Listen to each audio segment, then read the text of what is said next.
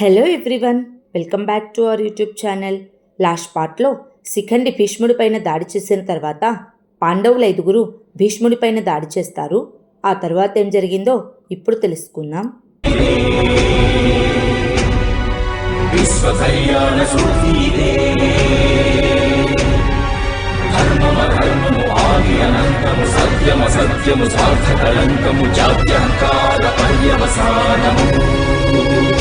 శక్తిదే భక్తిదే జీవన్ముక్తికి మార్గమిదే పంచమవేద సారం మహాభారతం.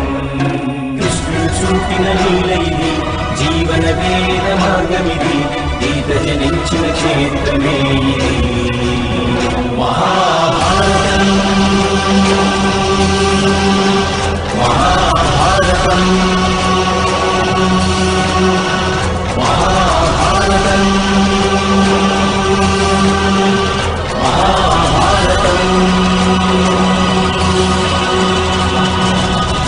ఆ తరువాత వాసుదేవుడు అర్జునుడితో, మీ పితామహులకు ముక్తిని ప్రసాదించు పార్థ, వారి కష్టాలను అంతం చెయ్యి అని అంటాడు.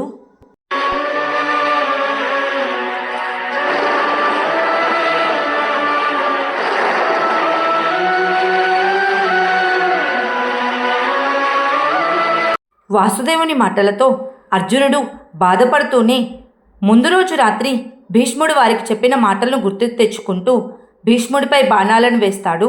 ఆ బాణాలన్నీ భీష్ముడిపై ఒక్కసారిగా గుచ్చుకొని కింద పడిపోతాడు.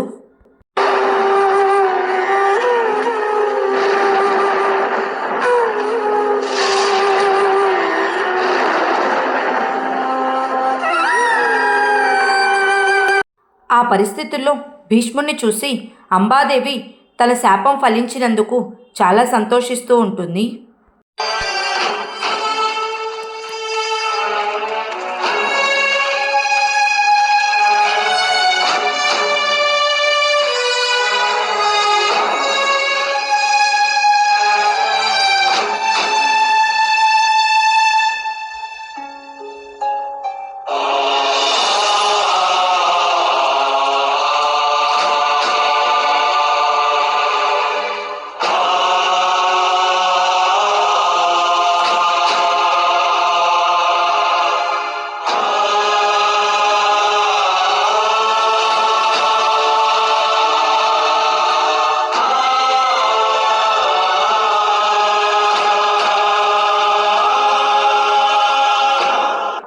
విషయం తెలుసుకున్న ద్రౌపది, హస్తినాపురంలో గాంధారి, కుంతి అందరూ చాలా బాధపడుతూ ఏడుస్తూ ఉంటారు.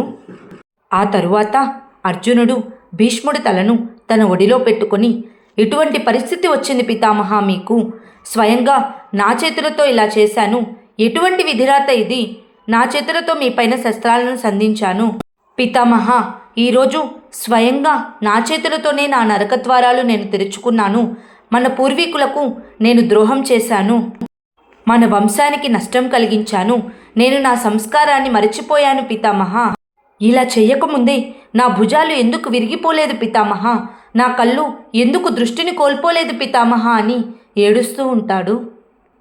వెంటనే భీష్ముడు, అర్జున బాధపడవద్దు, నీవు కేవలం నా ఆదేశాన్ని పాటించావు, సూర్యోదయం తర్వాత వెలుగుతున్న జ్యోతి నుంచి ప్రకాశం రావడం సంభవించదు, ఆ దీపం నుండి కేవలం మసి ఒక్కటే ఉద్భవిస్తుంది, అటువంటి దీపం వెలగడం వ్యర్థం అర్జున, అటువంటి దీపాన్ని ఆర్పివేయడమే మంచిది.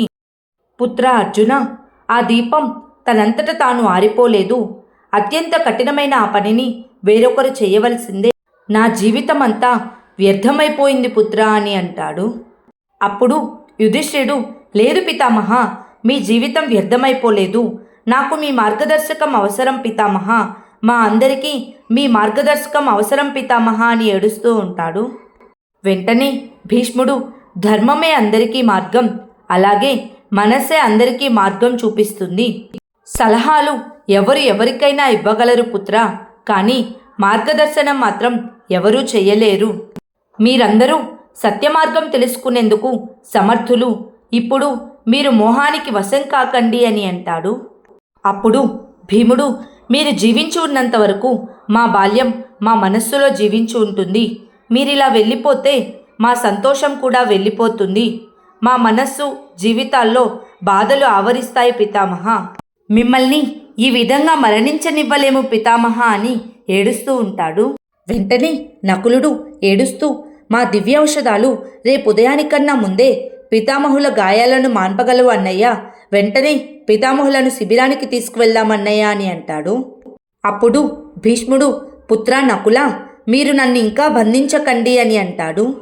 వెంటనే అర్జునుడు, కానీ పితామహ, మీ ప్రతిజ్ఞలన్నీ ఎప్పుడో నెరవేరాయి. మీరు మీ శస్త్రాలను త్యజించారు. ఇప్పుడు మీకు ఎటువంటి బంధనాలు లేవు. కానీ మీరెందుకు మీ ప్రాణాలను త్యజించాలని పట్టుబడుతున్నారు అని అడుగుతాడు. అప్పుడు భీష్ముడు, ఎందుకంటే నీవు నన్ను సజీవంగా ఉంచాలని పట్టుదలతో ఉన్నావు అర్జున. నీ ఈ పట్టుదల నాకు బంధనంగా మారుతోంది. పరమాత్ముడు శ్రీకృష్ణుడు ఒక్క క్షణంలో నా కళ్ళు తెరిపించాడు. నీవు కూడా ఆ కృష్ణుణ్ణి వేడుకో, నీ బంధనాల నుంచి నీకు విముక్తి కలుగుతుంది అని అంటాడు. వెంటనే వాసుదేవుడు, ఇది మోహం కాదు పితామహ, ప్రేమ. మోహం ఇతరులను బందీ చేస్తుంది, కానీ ప్రేమ మనల్ని ఇతరులతో బంధం వేస్తుంది. తాపసులకు కూడా ప్రేమించే అవకాశం ఉంటుంది మహితాత్మ భీష్మ.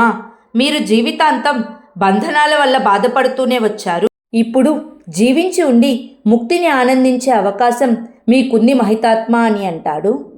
అప్పుడు భీష్ముడు, లేదు వాసుదేవ, నేనే కదా అన్యాయాన్ని జరగనివ్వలేదు, న్యాయాన్ని జరగనివ్వలేదు. నేనే కదా ధర్మానికి అడ్డుగా నిలిచాను, అధర్మాన్ని జరగనివ్వలేదు. నిజానికి నేనే ఎంతో మొండిగా కాలం వేసే ప్రణాళికలను నిరోధించాను. ఇక ఇప్పుడు కాలాన్ని తన పనిని తనను చేసుకోనిస్తాను వాసుదేవా అని అంటాడు. అప్పుడే దుర్యోధనుడు అక్కడికి వచ్చి, చంపేశారా? మా పితామహుల్ని చంపేశావా దుష్టుడా అర్జున? ఇదేనా నీ ధర్మం? వృక్షశాఖల్ని ఖండించే వారిని కూడా అపరాధే అంటారు. నీవిప్పుడు మా కుటుంబం యొక్క వేర్లను ఖండించావు. దుష్టుడా యుధిష్ఠిరా, నీకు ఇంతటి ఆశ ఉందా రాజ్యం పైన అని అంటాడు. అప్పుడు యుధిష్ఠిరుడు, సోదరా దుర్యోధన, ఇది మన పితామహులకు అంతిమ ప్రణామం చేయవలసిన సమయం అని అంటాడు. వెంటనే దుర్యోధనుడు, ఇప్పుడు మా పితామహులకు నేను చేసే అంతిమ ప్రణామం ఒక్కటే, నీ శిరస్సును ఖండించి మా పితామహుల చరణాలకు అర్పిస్తాను అని గదను ఎత్తి యుధిష్ఠిరుని కొట్టబోతూ ఉండగా భీముడు, దుర్యోధన, సూర్యుడు అస్తమించాడు, ఇప్పుడు నువ్వు మాపై దాడి చేయకూడదు అని అంటాడు.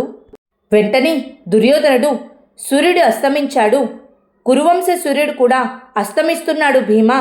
అది కూడా ఈ దుష్టుడు అర్జునుడు కారణంగానే జరిగింది. నేను ఈ అర్జున్ని చంపేస్తాను. అర్జున, నీ మనసులో ఇప్పటికైనా ఇసుమంత ధర్మమైనా ఉంటే ఈ అపరాధానికి దండన అనుభవించు అని అర్జునుని చంపబోతూ ఉండగా భీముడు అడ్డుకుంటాడు.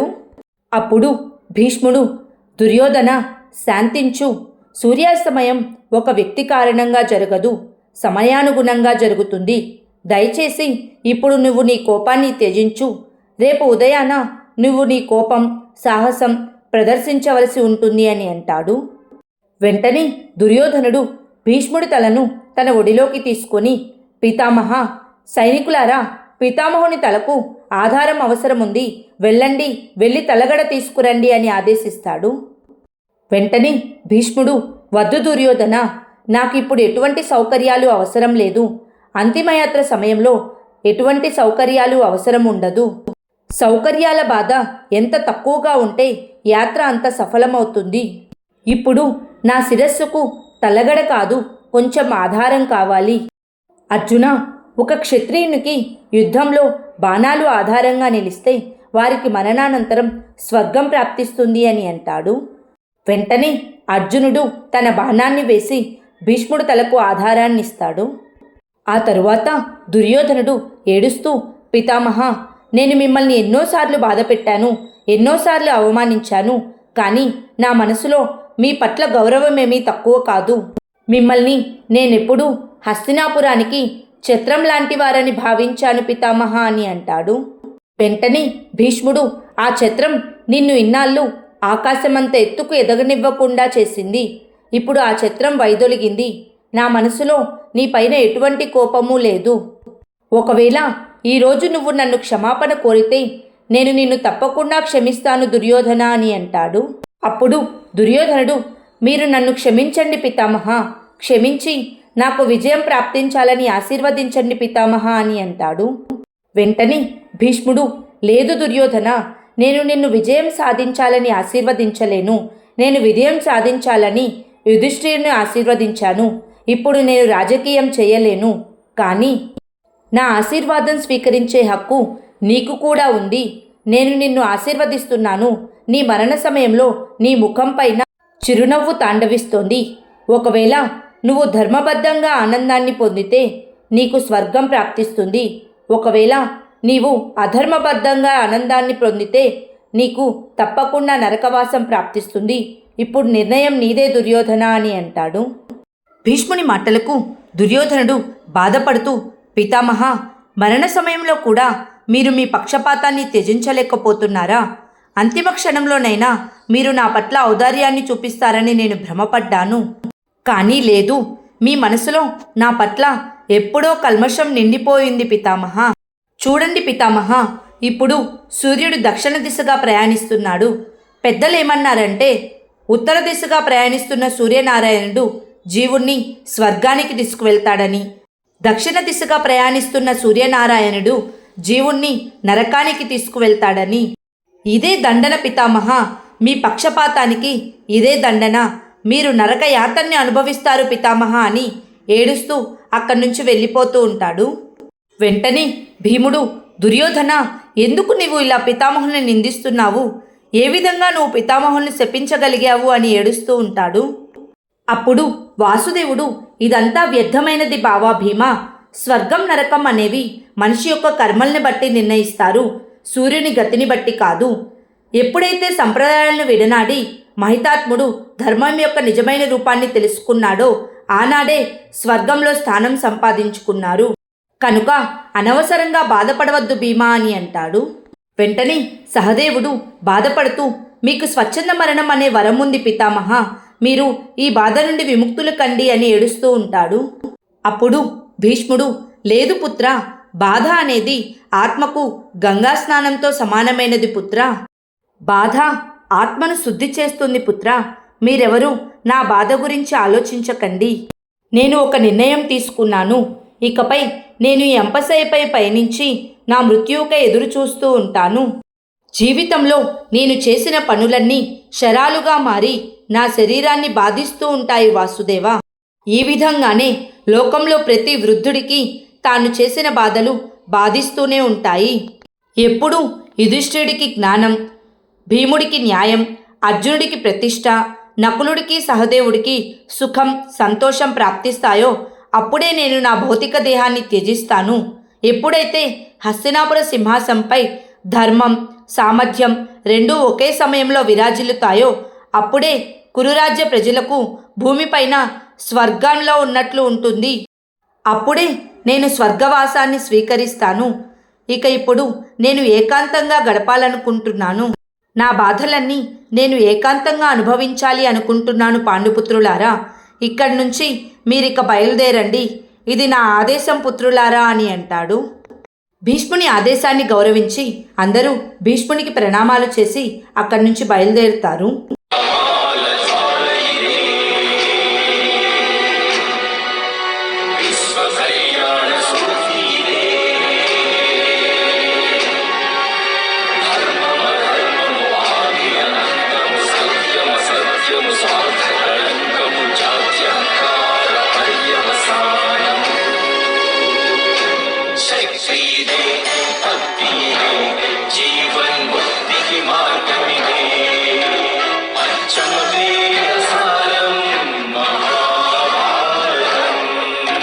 ఆ తరువాత హస్తినాపురంలో విదురుడు పతాకాన్ని తీసుకువచ్చి ధృతరాష్ట్రుడి చేతిలో పెడుతూ, అన్నయ్య, హస్తినాపుర పతాకం నేలరాలింది.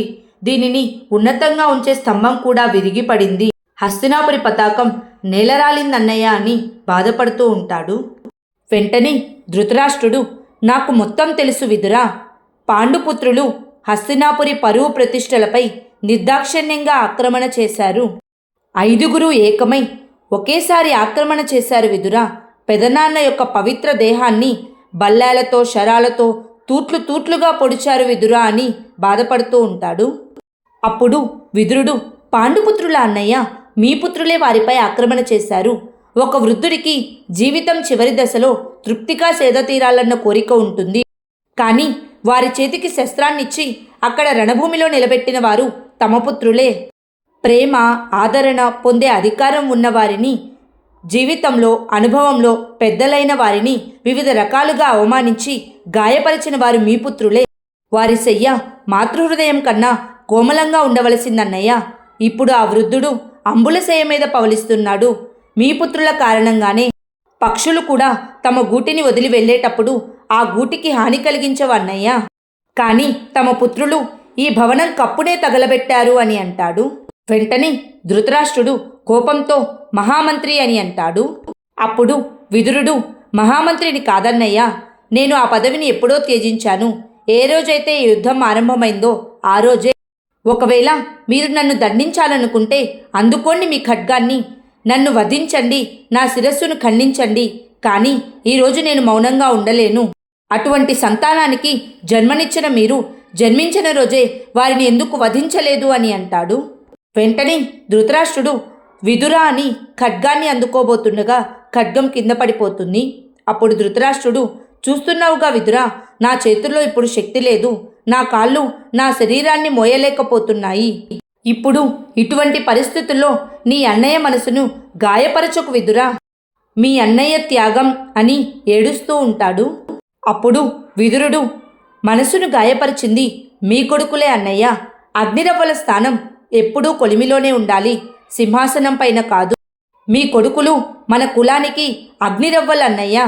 కానీ మీరు ఆ కొడుకులకు సింహాసనం ఇవ్వాలనుకున్నారా?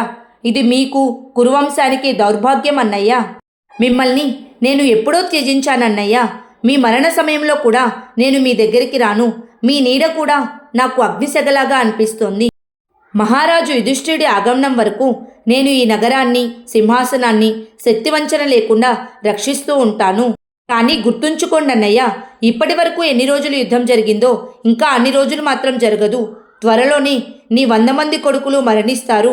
పాండుపుత్రులు విజయులై యశస్సును ఘటిస్తారు. కానీ మీరు ఇక్కడే ఈ అంతఃపురంలోనే ఉంటూ రక్తాశ్రువులు చిందిస్తారన్నయ్య. ఇది నేను మనస్ఫూర్తిగా మీకిస్తున్న శాపం అని అంటాడు. వెంటనే ధృతరాష్ట్రుడు, వద్దు విదురా వద్దు అంటున్నా సరే విదురుడు అక్కడి నుంచి వెళ్ళిపోతాడు. విదురుని మాటలు విని గాంధారి అక్కడే కుప్పకూలిపోతుంది. ధృతరాష్ట్రుడు గాంధారిని పట్టుకొని ఓదారుస్తూ ఉంటాడు. ఆ తరువాత కుంతీదేవి రణభూమి వద్ద శిబిరంలోకి వస్తూ పడబోతూ ఉండగా నకులుడు, సహదేవుడు తీసుకొచ్చి అక్కడ కూర్చోబెడతారు. అప్పుడు కుంతీదేవి ఏడుస్తూ, వృద్ధురాలినైపోయాను. ఒక్క రోజులో జీవితకాలం బాధను అనుభవించి వృద్ధురాలినైపోయాను నేను అని ఏడుస్తూ ఉంటుంది. అప్పుడు యుధిష్ఠిరుడు వచ్చి, అమ్మా, ఈరోజు మనందరి మనస్సుపై భరించరాని బాధ వచ్చింది. వెంటనే భీముడు వచ్చి, ఇదెక్కడి విచిత్రం అమ్మా, భవిష్యత్తు మాకు తెలుసు. దానికోసం పితామహులే మమ్మల్ని సిద్ధం చేశారు. కానీ భవిష్యత్తు వర్తమానం కాగానే హృదయం కృంగిపోతుందమ్మా అని ఏడుస్తూ ఉంటాడు. అప్పుడు కుంతీదేవి, నిజమే చెప్తున్నావు భీమా, దుఃఖం గురించి భావన మనిషిని భయభ్రాంతులకు గురిచేస్తుంది. కానీ దుఃఖాన్ని అనుభవించడం వారి హృదయాన్ని పిండేస్తుంది. అణువణువున అది సూదులతో గుచ్చినంతగా బాధ పెడుతోంది. కానీ సరైన సంకల్పంతో దుఃఖాన్ని జయించవచ్చు పుత్రా. అయినా బాధ నుంచి విముక్తి కలగదు భీమా అని ఏడుస్తూ ఉంటుంది.